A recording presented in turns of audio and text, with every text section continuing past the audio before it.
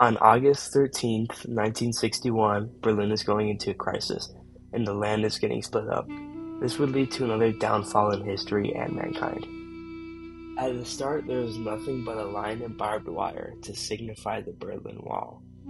During this time, there was also a group called the Stasi and would watch and keep files on all the people of Berlin that were Before the wall started to form, Berliners were not too worried at this point in time. It was just a matter of walking from East Berlin to West Berlin. Before the wall, East Berlin would let their citizens go to the west, but when they realized they had lost 20% of their GDP, they stopped letting them through with the Berlin Wall.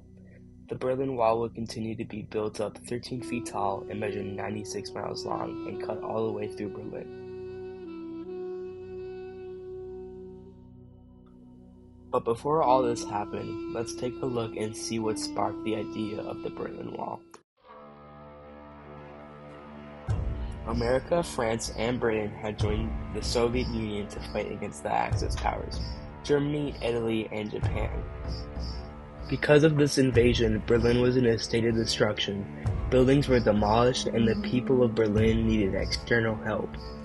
Right after the war, the Western powers poured money into rebuilding Germany and Berlin, compared to East Germany, which extracted resources as war reparations. America, France, and Britain thought it would be a good idea to have a capitalist country, but the Soviets did not agree with this, wanting another puppet state. The Soviet Union focused on more of a communist government to try and match theirs, and to create another puppet state to protect them from the West. The main idea of the Berlin Wall formed when the Soviet Union left the Allies and became their own group. The wall was finally formed, and East Berliners could no longer leave. Family, friends, and communities were all split apart by the Berlin Wall, which was protected by guard dogs, spike strips, 302 watchtowers, and 20 bunkers filled with supplies, border guards, waiting until anyone who tried to escape. Things were not looking so good on the east side of Berlin. While East Berlin offered free health care, the west side offered a higher salary, a better economy, and greater personal freedom. People trying to escape East Berlin would have to run 100 meters, called the Death Strip, in an area where everything was destroyed and only covered with sand. If guards saw someone trying to escape, they were ordered to shoot.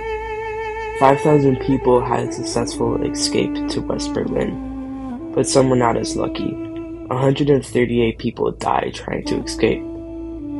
The Soviet Union faced some difficult things, like getting a bad reputation from the wall, showing how desperate the Soviet Union was with keeping their puppet state alive.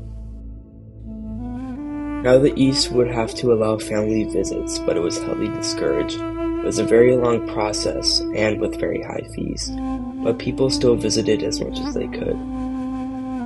On the evening of November 9th, 1989, East Berlin tried to break the tension by making travel permits easier to get. This announcement was huge for both sides of Berlin. This announcement brought thousands of Berliners to the crossing area of Berlin and forced the guards to open the gates immediately. The rejoicing crowd ran into West Berlin of this new freedom they both had. Both sides got up onto the wall and started to dance. It became clear to everyone that there was no more separation.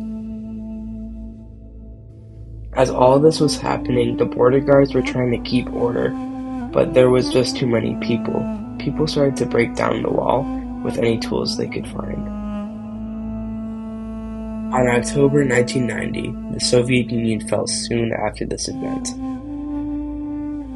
Immediately after the Soviet Union fell, they lost all their puppet states, retreating back to their original land. NATO, also known as the North Atlantic Treaty Organization, was impacted by the Berlin Wall by reducing the NATO's allies because there was less tension between the Soviet Union and NATO. They worked through the Berlin Wall by trying to keep the Soviet Union out and the Americans in. They also used airlifts to deliver food to the west side of Berlin because they couldn't get through to the east. When the wall was still up, there was a revolutionary wave in 1989. This group encouraged everyone to try and stop the spread of communism throughout Germany. 200,000 people all got together and peacefully protested about the rise of communism in their country. This was a part of the wave of 1989. The Berlin Wall left a big impact for the communist sides of the government. When the wall was destroyed, there was a silence from the Soviet Union and all other communist governments. When they tried to resolve their tension, they resolved the people of Berlin's tension and not their own. They just made more problems for themselves, and after all this happened, it led to their downfall. On 1961, the wall went up. On 1989, the wall fell. This shows that a government can get so powerful that one slip up and it's all over. There's many things to take away from history and how different types of groups uprise, evolve, then fall. This event is another example of a communist government's falling and retreating. Thank you for your time.